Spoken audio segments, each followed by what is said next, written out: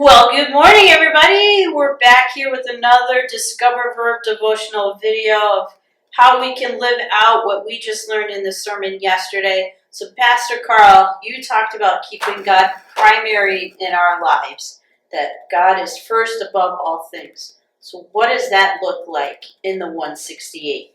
Well, and what I talked about is one of the, if you will, symptoms is how do you use your resources, your time, talent, and treasure. And one of the things to really check is, am I giving of myself? Am I giving of my money to support causes, the church, hospitality house, other missionaries? Am I giving of my time? Am I doing things like helping out with every meal, helping out with the needs here at the church again, but also hospitality house, maybe a neighborhood involvement thing. Am I giving of things that I'm not looking to get back? And that's true of talents too.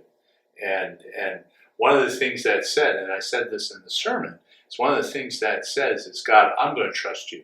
I'm not going to trust my bank account. I'm not going to trust my skills and abilities. I'm going to trust you because I know the one thing that lasts above everything else, money, talents, relationships, everything, is your steadfast love for me on the cross.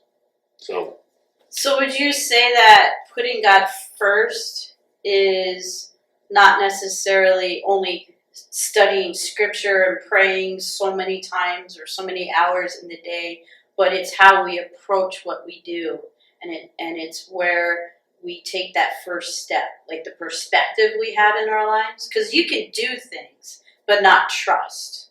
Absolutely. And I think it's you study scripture and then you live scripture. You come back and study scripture and you live scripture and you say, whoa, that didn't work out the way I thought it would. And you go back and study scripture and then you go and you live it again and go, wow, God does take care of me. In fact, God was taking care of me on that last time when things didn't work out. And that's where it happens. The reason as I said in the sermon, I don't talk about tithing because the church needs money. You need to be tithing whether the church budget is having a problem or not. You need to be tithing because it allows you to see how God will take care of you. Now, not everyone knows the word tithing because that's a very churchy word. Thank you. So, can you define tithing for our friends that don't speak churchese fluently? Yeah, and I'm said that, but thank you, and that is it's giving 10% of whatever you receive, giving it back to God as first fruits. Now, someone you might say, whoa, 10%. And yeah, because if you're having trouble paying the mortgage or buying groceries, 10% can feel like a lot. And so I quite often what I say, like in our promises, is give sacrificially. If you can't do 10% right away, give to the point that you guys say, God, I don't know how I'm going to do this, but I'm going to give this to you, and I'm going to trust your steadfast love to provide. And what I've seen time and time again, and I know you've seen it too, Vicki, is that God does provide. God always provides. Yeah, Pam and I have a couple of friends who have been tithers for a long time, and they just received an inheritance. And the thing they're most excited about is they're saying, look how much money we get to give away for God's kingdom. That kind of, they have grown that faith over years of giving $10 when they were making $100, or maybe at first giving $5 when they were making $100, and saying, okay, I'm going to trust you a little bit more.